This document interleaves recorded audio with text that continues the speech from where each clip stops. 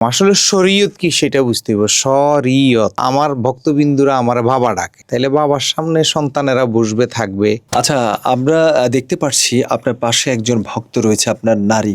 এই নারীর সাথে যে বসে আছেন, এটা তো শরীয়তের দৃষ্টিকোণ থেকে হারাম।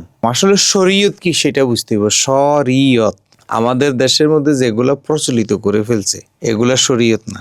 কোরআনের আইন কানুন বিধিবিধান মানা হলো শরীয়ত।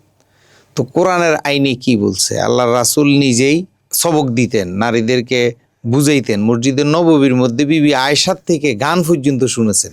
তো যাই হোক, এখন আল্লাহর কোরআনের সূরা তাওবার 71 নম্বর আয়াতে বলছে একজন মুমিন নারী মুমিন পুরুষের বন্ধু। তো সেই জায়গা থেকে আমি মুমিন কিনা জানি না, তবে আমার মেয়ে বা আমার ভক্তবিন্দুরা আমার বাবা ডাকে, তাইলে বাবার সামনে সন্তানেরা বসবে থাকবে। এইটা আমাদের সুফিবাদের মধ্যে এটা কোনো বাধা বিপত্তি নেই। কেন নেই?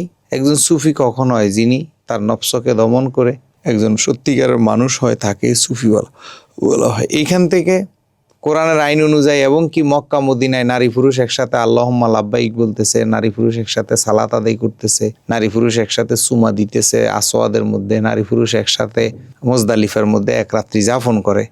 তো সেই হিসাবে আমাদের সুফিবাদ তো মূলত মক্কা মদিনার ইসলামটাকে ধারণ করে, এবং কি খাজা বাবা আব্দুল কাদের জিলানির দরবারে যাহা চলে, মক্কা মদিনায় যাহা চলে, আমাদের দরবারেও এগুলোই চলে। সেই হিসাবে আমরা একটা নারীকে আমাদের নিজের মার মতো, নিজের বোনের মতো, নিজের মেয়ের মতো স্নেহ শ্রদ্ধা ভক্তি করে আমাদের পাশে জায়গা দিয়ে রাখি।